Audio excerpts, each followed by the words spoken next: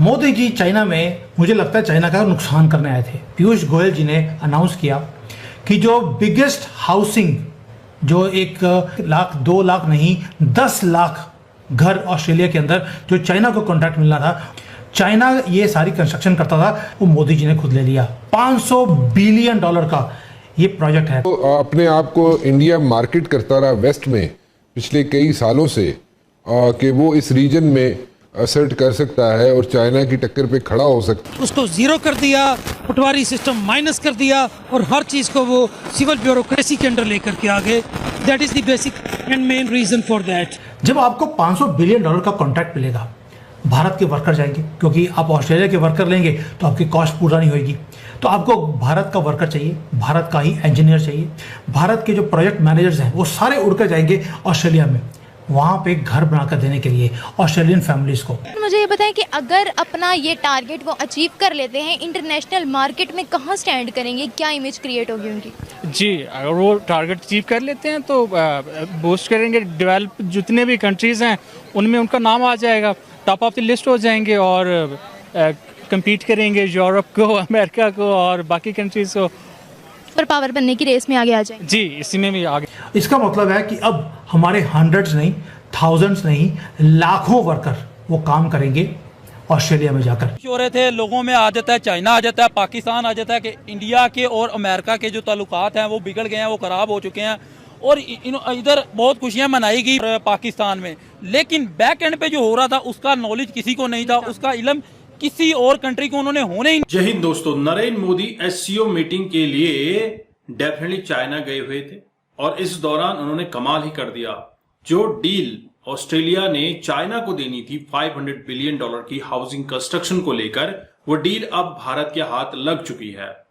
बोले तो अब भारत के लाखों वर्कर्स, जिसमें लेबरर्स होंगे, इंजीनियर्स होंगे, प्लम्बर्स होंगे, मेसन्स होंगे, ये सब जाएंगे ऑस्ट्रेलिया और ऑस्ट्रेलिया में बिल्ड करेंगे 10 लाख से ज्यादा के हाउसेस और यहाँ $500 बिलियन का प्रोजेक्ट कंप्लीट करेंगे। इससे भारत दुनिया के देशों में शुमार हो जाएगा जो डेवलपमेंट करते हैं। मोदी जी चाइना में, मुझे लगता है चाइना का नुकसान करने आए थे। यहाँ पर उनके पैरों के नीचे से जमीन खिसका दी, बल्कि सारा फोकस था कि शी जिनपिंग और मोदी जी की जो मीटिंग होगा उसमें होगा क्या।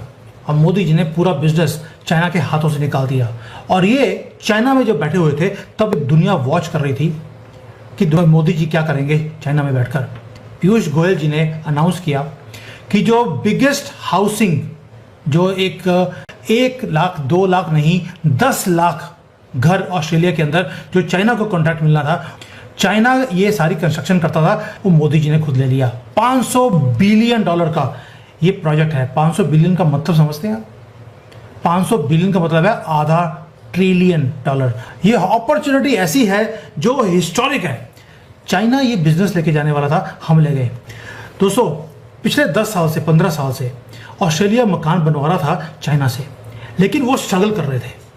स्ट्रगल इसलिए कर रहे थे, एक तो वहाँ पर हाउसिंग की क्राइसिस है, दूसरा उनको घर चाहिए, लेकिन जो क्वालिटी चाइना दे रहा था वो बहुत ही घटिया थी। ये मुझे आपको बताने की ज़रूरत नहीं है, क्योंकि जो चाइनीज़ कंस्ट्रक्शन कंपनीज हैं उनका जो मटेरियल था वो सब स्टैंडर्ड का था।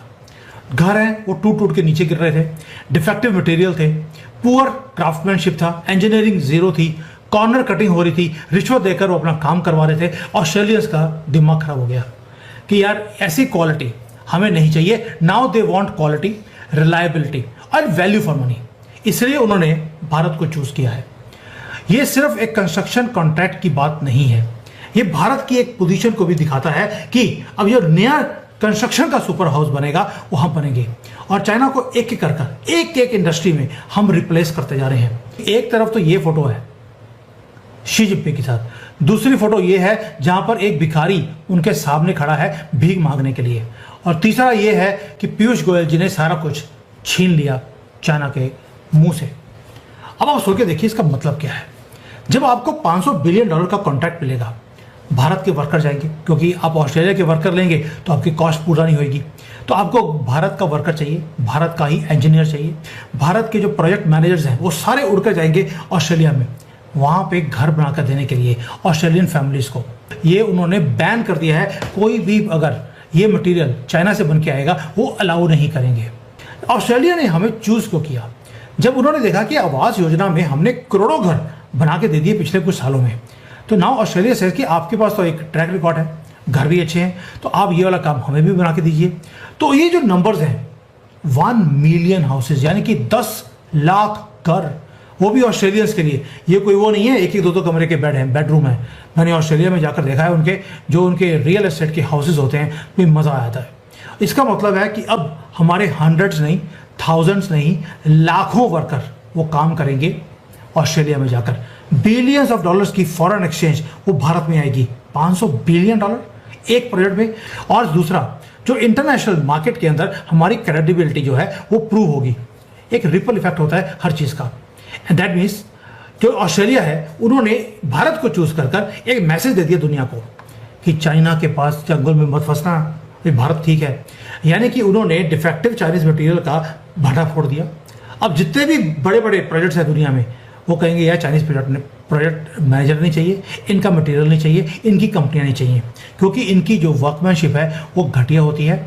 और जो बिलियंस ऑफ डॉलर्स के प्रोजेक्ट्स आपने लगाए उसके ऊपर बिलियंस लगाने पड़ते हैं रिपेयर के लिए और रिप्लेसमेंट के लिए। टाइमिंग परफेक्ट होती है मोदी जी की, मैंने बड़ी बार बोला है। और अगर वहां पर हम सक्सीड कर गए, आप ये समझ लीजिए दुनिया की कोई ऐसी कंट्री नहीं है जो हमें नोटिस नहीं करेगी और हमें एम्प्लॉय नहीं करेगी, हमें कॉन्ट्रैक्ट नहीं देगी। इंडिया डिपेंड नहीं करता ना अमेरिका पे। अमेरिका ने उनके ऊपर टैरिफ लगा दिए तो चलो 8-10 बिलियन डॉलर्स का उनको फर्क पड़ जाएगा उनकी एक्सपोर्ट्स के अंदर, ठीक। तो 8-10 बिलियन डॉलर उनके लिए कुछ भी नहीं है। उनके रिजर्व जो हैं वही कोई 500-600 बिलियन के रिजर्व है उनके पास। तो वो कहते हैं ठीक है, दो दिन की तकलीफ होगी, हम इधर उधर से अपने एक्सपोर्ट्स बढ़ा देंगे, ठीक है। 10 बिलियन भी 10 बिलियन, हमारे लिए तो 1 बिलियन का कुछ हो जाता हम उड़ जाते हैं। हम तो 1-2 बिलियन के लिए IMF के पास भागे जाते हैं। तो हमारा तो ये हाल है। तो इसलिए हमारे ऊपर जब सैंक्शन लगती है तो हम तो उड़ जाते हैं, ना सैंक्शन ना लगाओ, मार के। दोस्तों, चाइना को झटका तो लगा है, क्योंकि अब जिस तरह से भारत अग्रेसिवली हर क्षेत्र में अपने आप को मार्केटिंग करता हुआ दिख रहा है, डेफिनेटली यह भारत के लिए प्लस है। और ऑस्ट्रेलिया से अगर $500 बिलियन का ऑर्डर आता है तो आने वाले समय में भारत अमेरिका, चाइना, यूरोप को कंपीट करता हुआ नजर आएगा और भारत के वर्कर्स वर्ल्ड वाइड फैले होंगे। और भारत में आप सोचिए $500 बिलियन का यह कॉन्ट्रैक्ट है, तो कितने ज्यादा लोगों को रोजगार मिलेगा, कितने middle class, upper middle class में आ जाएंगे। तो ऐसे में अगर भारत लगातार ग्रो कर रहा है तो इसमें एक ही आदमी का विजन है, वो है नरेंद्र मोदी। नरेंद्र मोदी के सत्ता में आने के बाद लगातार भारत ने ग्रोथ किया है, ये तो मानने वाली बात है। अब जो छोटे छोटे एरियाज हैं वहां पर देश के अंदर डेवलपमेंट नहीं हो पा रहा, वो बात अलग है, क्योंकि जो सरकार है वो बजट तो अलॉट करती है, लेकिन जो नुमाइंदे हैं वो काम नहीं करवाते या फिर उस पैसे का चीर हरण कर लेते हैं।